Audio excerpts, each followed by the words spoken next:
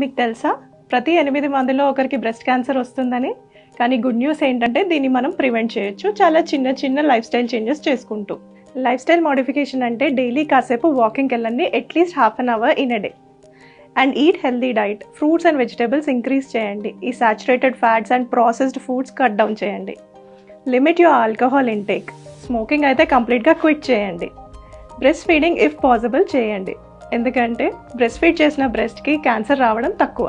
And don't forget monthly once మీ breast check చేసుకుంటూ ఉండాలి from 15 years of your age. అది ఎలాగా అంటే మిర్రర్ ముందు నిల్చొని రైట్ హ్యాండ్ తల కింద పెట్టుకోండి. And it should be straight, ముందుకి వెనక్కి పైకి కిందకి ఇలా కాకుండా.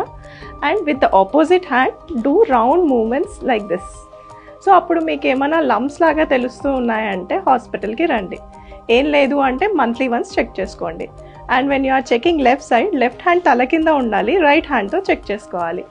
అండ్ ఆర్మ్పిట్స్లో కూడా చెక్ చేసుకోండి. మీరు ఇలా పట్టుకున్నప్పుడు అయితే అవి లంప్స్ లాగా అనిపిస్తాయి, బట్ అలా చెక్ చేయొద్దు. Only round gentle movements like this. 40 years cross అయిపోతే ఇయర్లీ వన్స్ మామోగ్రామ్ చేయించుకోండి. Earlier the detection, better will be the treatment.